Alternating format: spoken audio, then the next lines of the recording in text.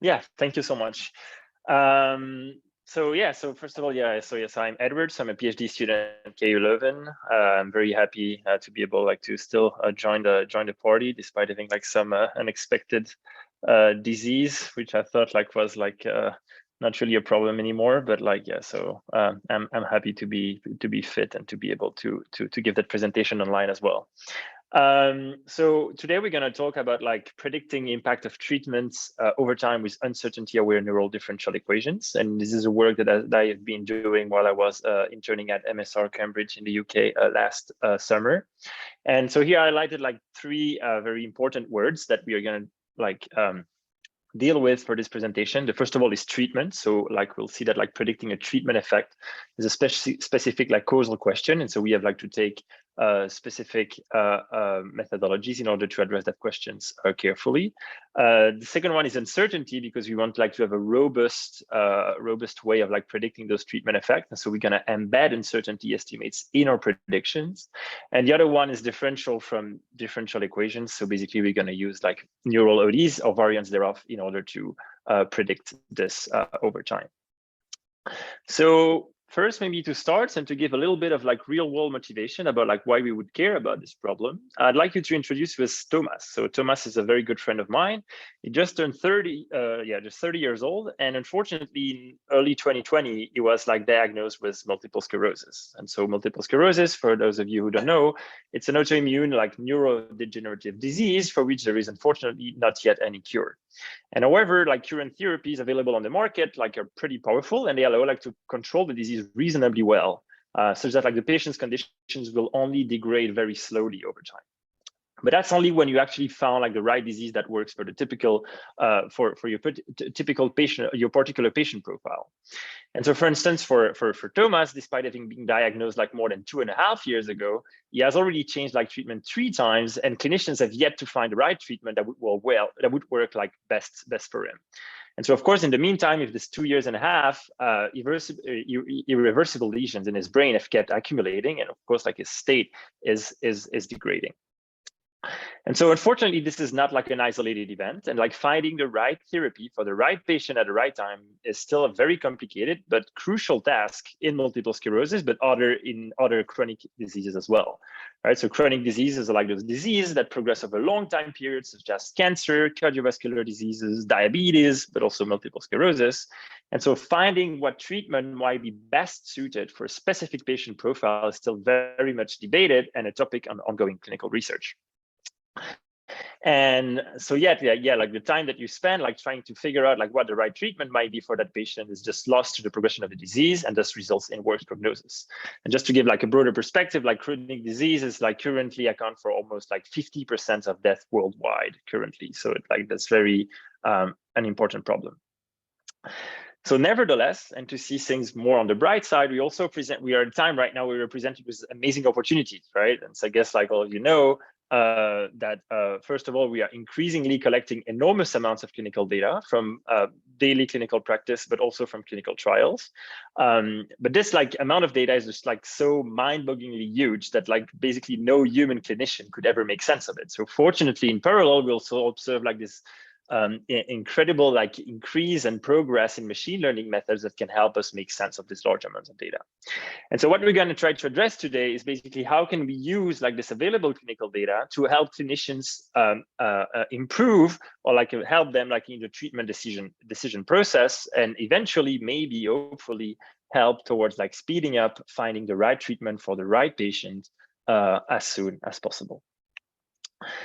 So just to graphically present a little bit what type of data modality we are working with. So we are focusing on chronic diseases which span long periods of time. So obviously an important modality of our data, and one everyone in the room is very acquainted with, is obviously time. So the temporal evolutions of the patient. So we have time series. So we present this as a clinical time series.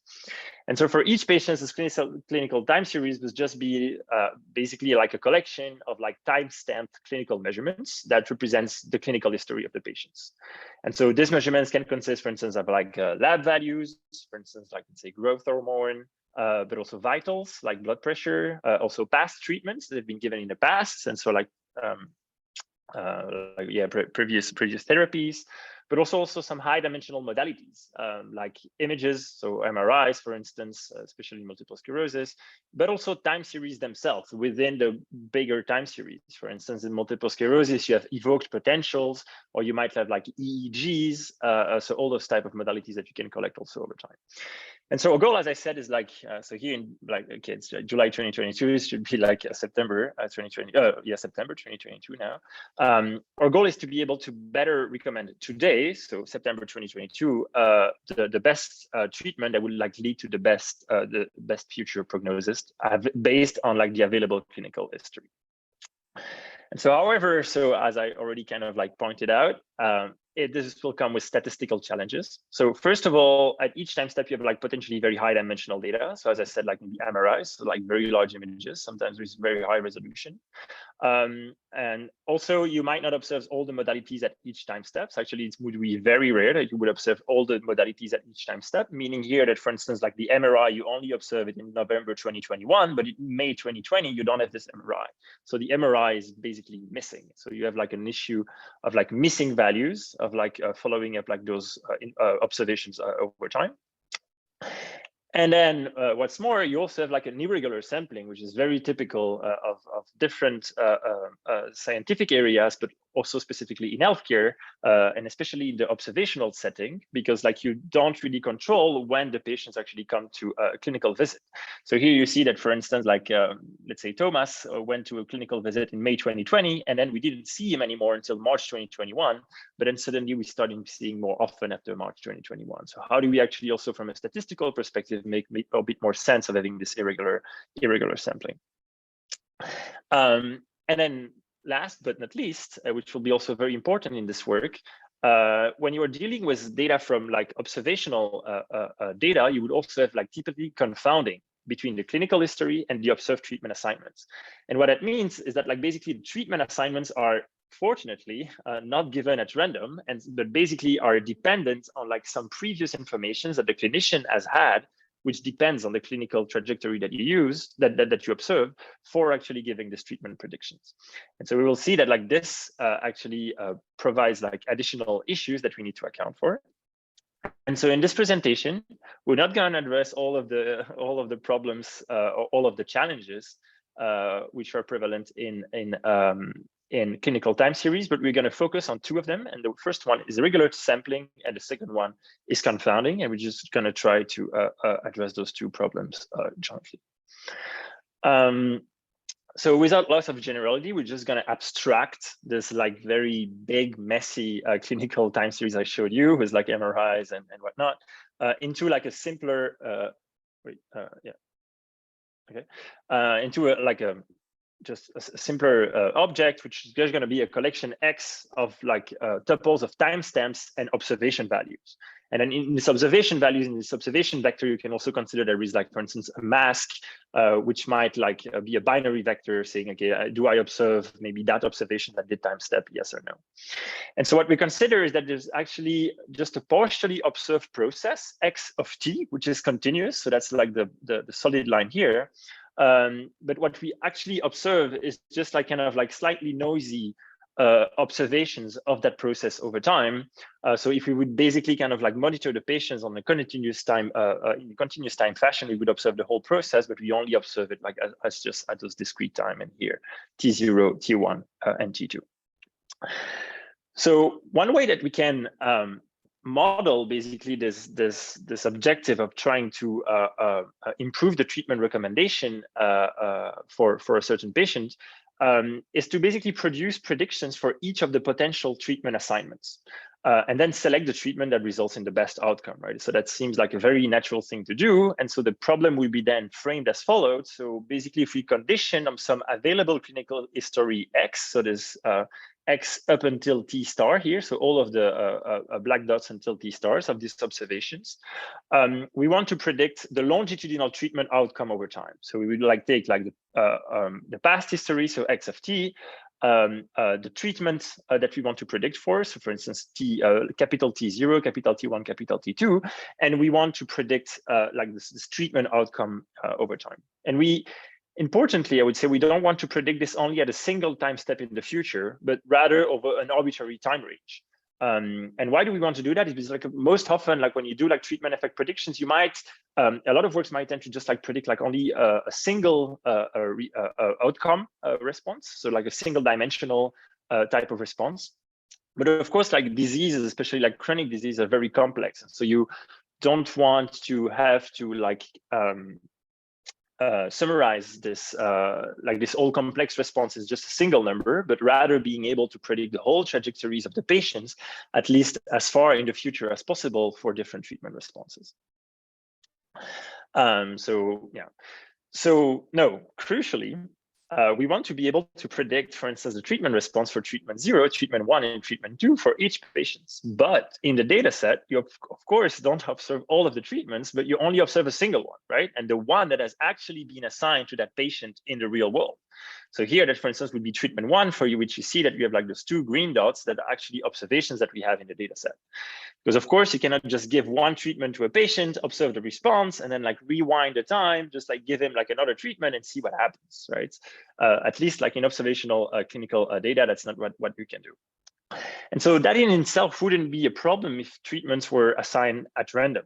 But of course, and hopefully, and yeah, as I said before, like fortunately, we don't expect, and doctors do not give treatments at random, but rather this treatment decision of what treatment a certain patient will give is going to be depending on the previous time series.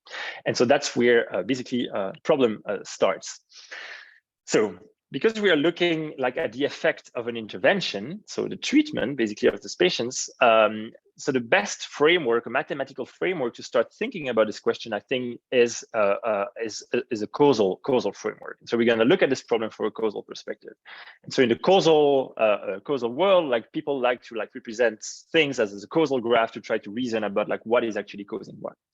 And so here I'm just like trying to put a very simple graph of like what actually or quantities, how they are related causally.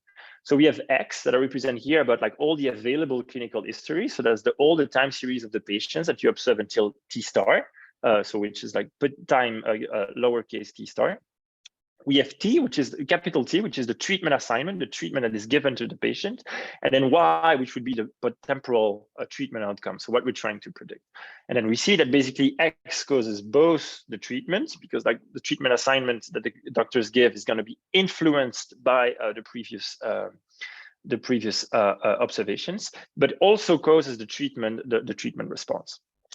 And so, and because this clinical history causes the treatment assignments, it means that like the treatments assignments, capital T and X are dependent. And so that's why I'm trying to show here, but just kind of like a very schematic joint distribution of let's posit like a single dimensional X vector. So like basically available clinical history that you would just summarize by just a single dimension, and the treatment assignment, which will also be a single dimension. So an example, let's say, for instance, let's consider that X is your previous blood pressure and T is a treatment for high blood pressure. So you might tend to see that like basically like the more the higher your blood pressure, the higher your dosage of treatment you might see observed being given to a patient in your data set, right? So like if your patient has higher blood pressure, there is like more chance that it will be given like a higher dose of like this anti-high blood pressure medication. So that's what I'm trying to represent here. And so in this dependency, basically, it's kind of like what schematically makes it problematic for our inference and our prediction task.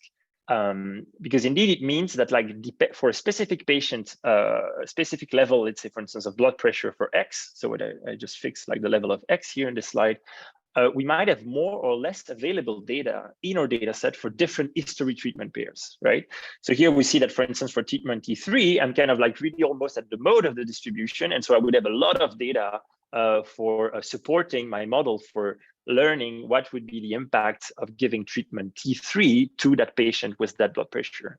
But then as like decrease the treatment's dosage, for instance, like for T1, then I would see that basically I have almost no data in my data sets to actually support any learning and any basically kind of meaningful predictions of predicting what's going to happen to that patient if I just give him just one dose of the treatment. And so this basically results in biased estimators for the treatment outcomes if you don't take any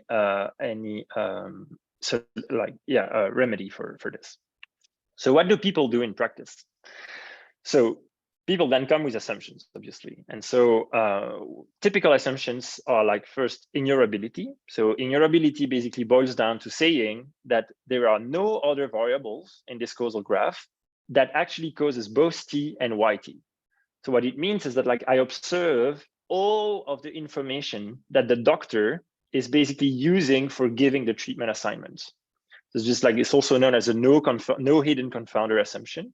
So which is obviously very debatable, but like we just gonna take that leap of faith and thinking that like everything that we observe in the electronic health records is basically everything that the doctor uses to do his treatment assignment. So that's very common assumptions that you need for having meaningful estimators. And then the second one, which actually much more related to what we just discussed, is overlap. And the overlap will just say the probability for each patient, the probability that is might be given any type of treatment that we need to predict is larger than 0. So basically, if I go back to my slides here, it means that like my distributions is not as peaked as I showed it, but basically it's kind of like flat, and there's like non-zero probability of observing a patient for like this level of X and treatment level T1. And so then obviously it means that like, okay, then you have at least some level of support to try to predict what's happening to that patient.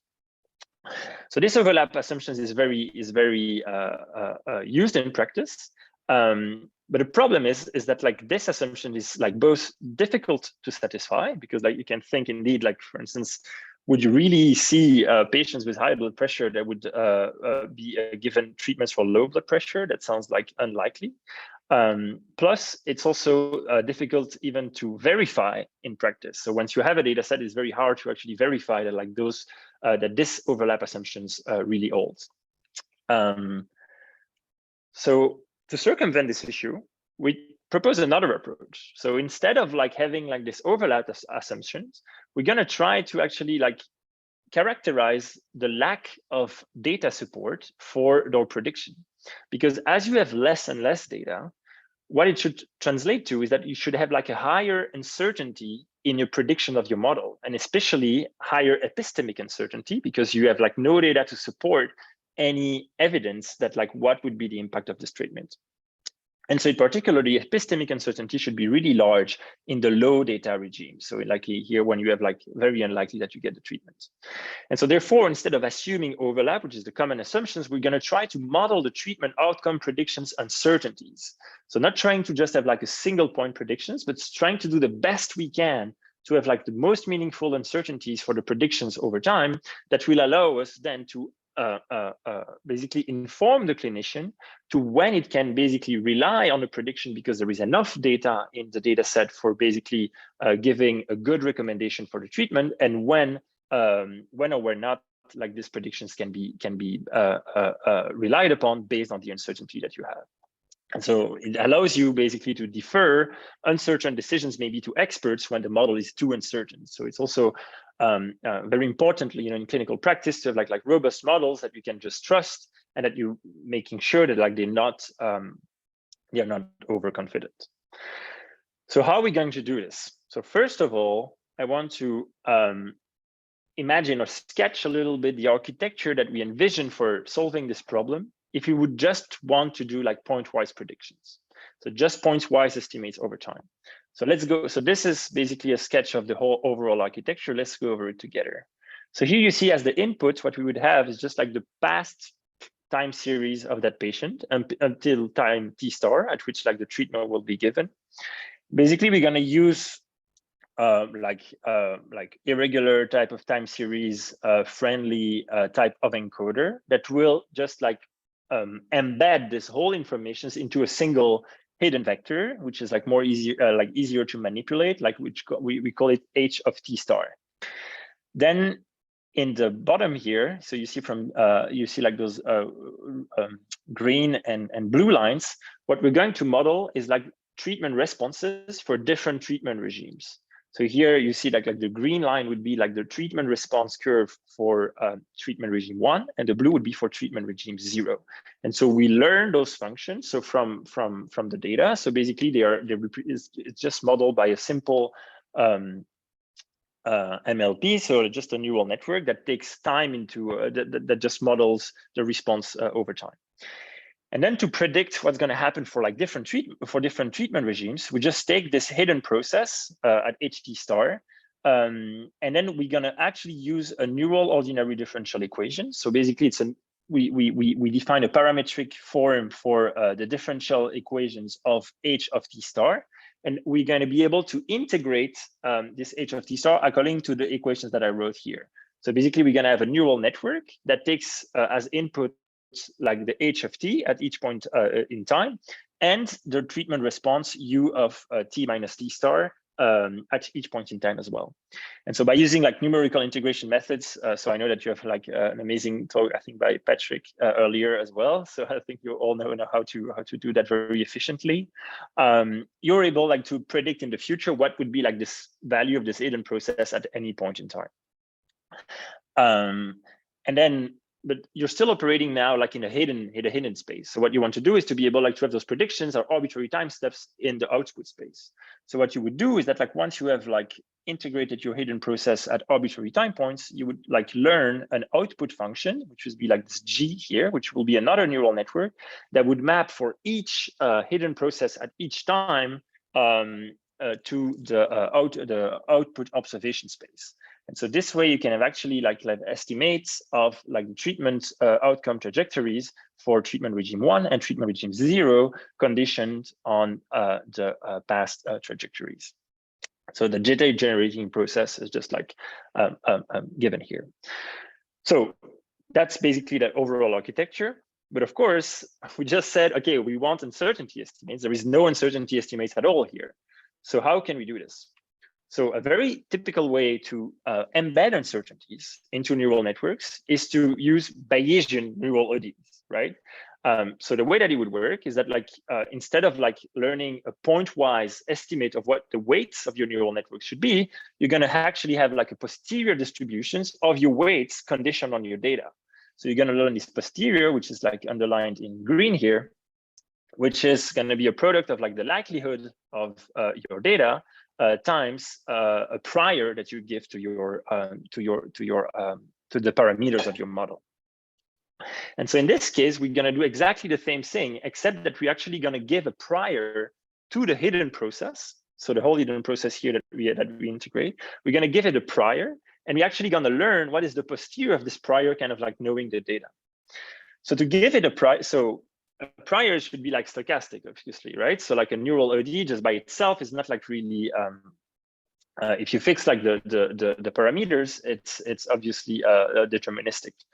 So like a meaningful way to like parameterize this prior is just to actually like parameterize it with a stochastic differential equation. And so we're going to consider that like this prior is basically kind of some prior functions for a drift of a stochastic differential equation and a prior function for a diffusion part of a stochastic differential equation. So here we consider a diffusion process. And then we can parameterize the posterior also as a stochastic differential equation by having like a learnable drift function, and we'll see that like actually having a non-learnable diffusion part in the diffusion process. And so the reason is going to be clear in the next slide, because like to learn this, we use like variational approximation techniques. And we use then like a surrogate loss to train this data. And you see that this loss is actually kind of one component here after the inequality sign, which will be like the reconstruction error. So when you sample from that posterior, you want to actually be able to do a good job at predicting the outcome, which is y. So that's the first like very classic reconstruction type of error. And you see that on the right-hand side, then you have like the KL divergence of the posterior and the prior of the process. So here you want to make sure that like statistically, basically those two are not too far apart. And so computing this KL divergence in general between two stochastic processes is kind of untractable. But fortunately, like some results from like stochastic processes makes it like very easy to compute in the case if those two stochastic processes have the same diffusion term. And so that's why here I was like telling you, we're going to use the same G0 in the diffusion term. So now you're going to tell me, okay, but like if you fix the G0, like the, let's say the expressivity of your posterior of the stochastic process is very low. And fortunately, there is also other results saying that like basically in continuous time, if you fix the diffusion term of the diffusion process, but you have an expressive enough drift term, then you can basically represent any type of distribution. And so that's the results that we use here that allows us like to train this surrogate objective by just like doing a forward pass in the integration. So I don't delve too much maybe on the details here, but like you can see that like computing the scale then just becomes also like an integral that you can just compute at the same time as integrating your H process over time. So you just need to add like this extra term that you're gonna compute. And so this allows us to then incorporate uncertainties in our model, because now instead of having like an ODE in the hidden process, we're gonna have a stochastic differential equation. And so like the only difference here is that we just like substituted like an ODE in the integration of the hidden process with a stochastic differential equation. And we see that like then when you sample from this, because you have like this Brownian motion appearing here, you're going to have like be able to sample at like different trajectories every time that you sample from a different seed, like basically. And this will allow you then like to have some kind of empirical uncertainty estimates by just sampling those different trajectories and checking how wide they are. So just how does that play out? Yes, thank you. How does that play out in practice? So here we have just like a simple example, for instance, like with like a two-dimensional process, which is like much easier to visualize. And then you see that basically, as I was telling you, like you start from like time 0, like you have like the encoding of the patient, and then you try to predict what's going to be the effect of like different treatment regimes over time. And you have like, for instance, like treatment 1, regime 1, which is like the green one, and the 0 and the blue one, which would be like treatment 0. And so then you would just like sample from this SDE, and it allows you to like to get like some uncertainty about like what would be the prediction in the future for that patient.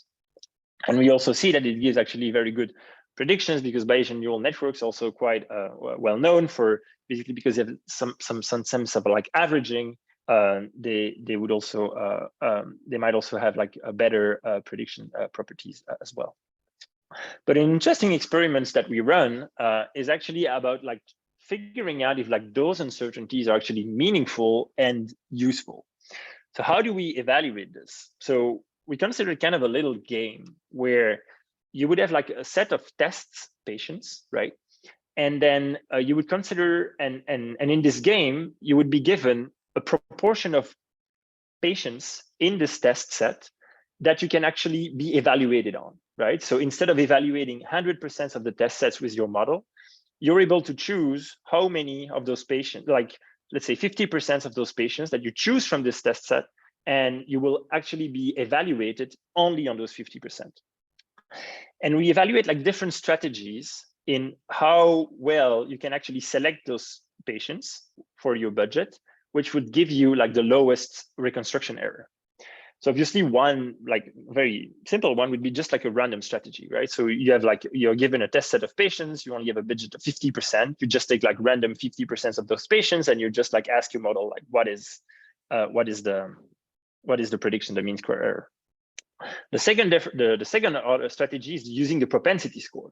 This is like saying, so if I have like the probability of a certain treatment for that patient, I know that like if I want to evaluate treatment 1 for patient 1, but like the likelihood that this patient 1 would actually get treatment 1 is very low, I don't want to be evaluated on that patient because I probably won't do very well on that one. So that's basically kind of like this overlap assumption.